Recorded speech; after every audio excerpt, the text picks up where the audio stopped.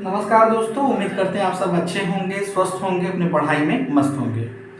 दोस्तों, एक न्यूज निकल के बहुत ज़्यादा सामने आ रही है जिसको लेके आप सब बहुत ज़्यादा भ्रमित हैं और तरह तरह की बातें इस पे चल रही हैं और आपको सुनने को मिल रहा है कि केवीएस, एनबीएस, ईएमआरएस का कंबाइंड एग्जाम होगा।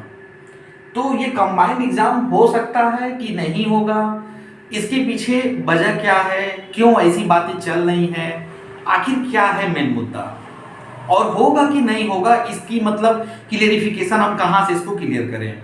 तो हम आपको पूरी डिटेल बताएंगे और सब कुछ एकदम साफ तरीके से, क्लियर तरीके से आपको जानकारी देंगे। सबसे पहले ये समझिए कि केंद्रीय विद्यालय संगठन अपने में एक अलग संगठन है, उसी तरह से एनबीएस अपने में एक अलग है, ईएमआरएस अपने में एक अलग है। ईएमआरएस में भी हाल फिलहाल में आपने देखा कि बड़े पैमाने पे वैकेंसी की गई है और आगे बड़े पैमाने पे वैकेंसी हमें 2-4 महीनों में देखने को मिलेंगे। ठीक, अब ये जो बात जो चल रही है कंबाइंड एग्जाम वाली, इसका मैं बता दूं वजह। जितने भी यूट्यूब पे जो चैनल वाले बता रहे हैं या जो ये बातें सर्कुलेट कर रही हैं, इसका मैं वजह बता दूं क्या है कि यूपी में, उत्तर प्रदेश में एक शिक्षा सेवा चयन आयोग बना है। शिक्षा सेवा चयन आयोग। पहले क्या था, यूपी में जितने भी एग्जाम होते थे, जैसे प्राइमरी लेवल का एग्जाम है तो उसको प्रयागराज से कराया जाता था परीक्षा नियामक प्राधिकारी की तरफ से। उसके बाद टीजीटी पीजीटी होता था तो माध्यमिक की तरफ से कराए जाते थे। गवर्नमेंट कॉलेज में जो जीआईसी होता था उसको कराया जाता था, जीआईसी के थ्रू कराया जाता था या पीसीएस के थ्रू कराया जाता था।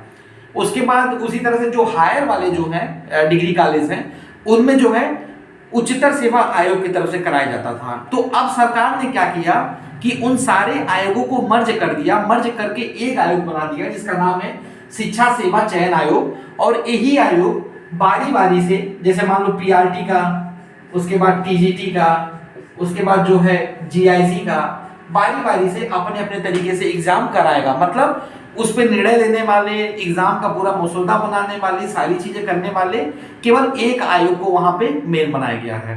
तो ये जो कंबाइंड एग्जाम की जो बात आ रही है, ध्यान से सुनिएगा, इसको इसी आयोग से लोग जोड़ के इस पे तरह तरह की न्यूज वायरल कर रहे हैं।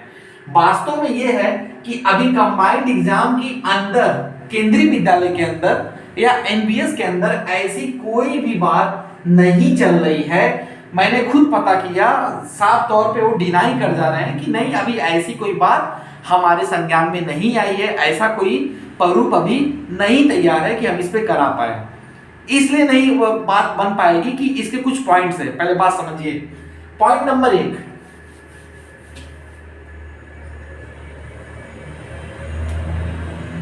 केबीएस में, एनबीएस में और ईएमआरएस में सबके अपने अपने हेडक्वार्टर बने हुए हैं।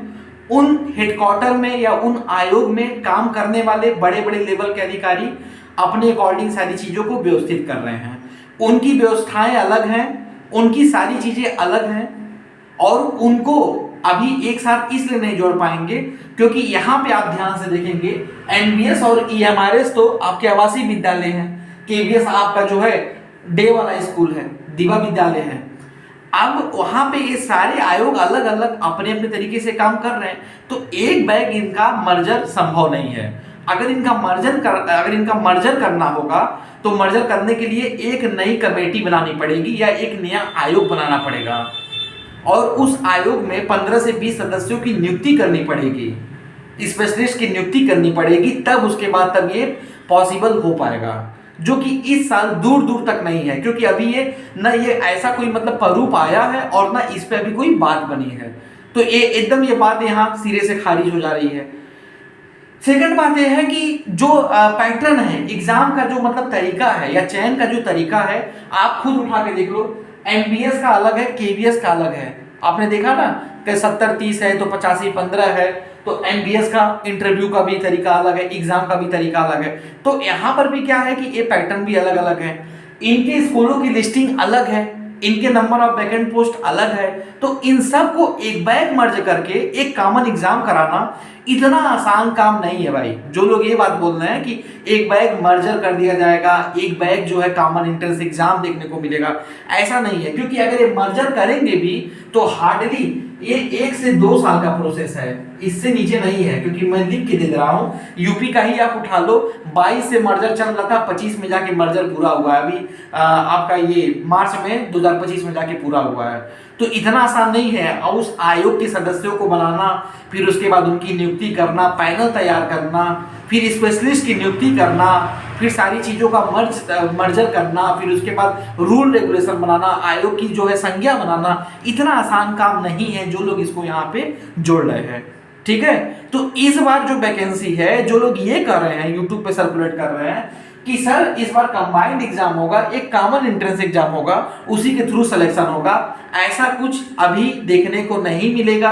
और ऐसी कोई खबर, भ्रामक खबर अभी भी जो है न हमें सुनने को मिली है और न हमें देखने को मिली है। ये सारी जो बातें आ रही हैं, ये सारी बातें यूट्यूब से आ रही हैं। कुछ चैनल वाले इस तरह की बातों को सर्कुलेट कर रहे हैं। कहां से वो जोड़ के सर्कुलेट कर रहे हैं, आई डोंट नो। कहां से वो बातों को ला रहे हैं मुझे नहीं पता, लेकिन इतना मैं जरूर बताऊंगा कि ऐसी कोई कंबाइंड एग्जाम की बात नहीं चल रही है।